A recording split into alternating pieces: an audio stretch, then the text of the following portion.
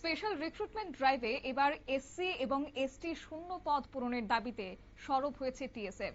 পাশাপাশি special recruitment ড্রাইভের মাধ্যমে অবিলম্বে এসসি এবং এসটি সংরক্ষিত শূন্য পদগুলি পূরণ করা এবং ককবরক পাঠ্যপুস্তক রোমান হরফে চালু করার দাবিতে বিক্ষোভ কর্মসূচি পালন করেছে তুইপ্রা স্টুডেন্ট ফেডারেশন অর্থাৎ টিএসএফ।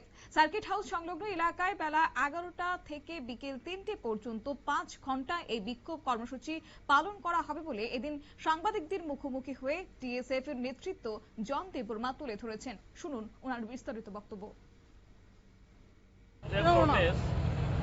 দুইটা দাবি আছে আমার।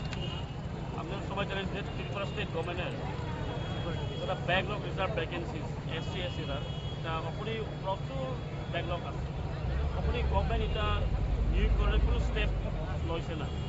গভর্নমেন্ট কোনো স্টেপ লইছে না করে কীভাবে নিয়োগ করব। আমরা ডিমান্ড এটাই থাকবো, স্পেশাল রিক্রুটমেন্ট ড্রাইভ কইরা এসসি এসসিরা যে ব্যাকলগ রিজার্ভ আছে যেখানে এটা আমার কনস্টিটিউশনাল রাইট, তো এটা রিক্রুটমেন্ট করার আমার ডিমান্ড একটা।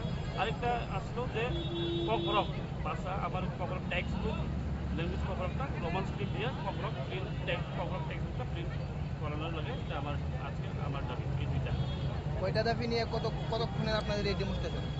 আমার আজকে এখানে 3টা পর্যন্ত থাকবো। তারপরে আমরা 3টার পরে আবার আমার মেমোরান্ডাম সাবমিট করবো চিফ মিনিস্টারে আর ডাইরেক্টরেট অফ ককবরক ডিপার্টমেন্ট আর এসসিআর। অনেকদিন ধরে আপনাদের এই দাবিগুলো নিয়ে আন্দোলন করছেন, এখনো কোনো সফল করেন না। কি বলবেন বিষয়টা, কেন হচ্ছে না, কি কারণে হচ্ছে না, পরবর্তী সময় কি আন্দোলন থাকতে হবে? আমরা অনেকবার আন্দোলন করছি, অনেক সলিউশন হয়েছে না। এটা সবাই পলিটিক্যাল উইলিংনেস, যেটা পলিটিক্যাল উইলিংনেস।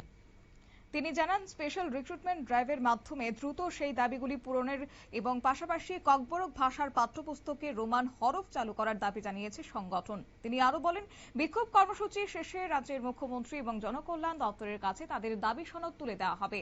যদি দাবি পূরণ না হয় তাহলে আগামী দিনে আরো বৃহত্তর গণ আন্দোলনের পথে হাঁটারও ইঙ্গিত দিয়েছে টিএসএফ নেতৃত্ব।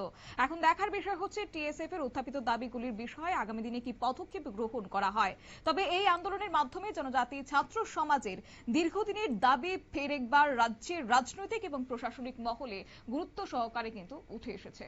নিয়ে নিচ্ছে ছোট্ট একটি বিজ্ঞাপন বিরতির সঙ্গে থাকুন।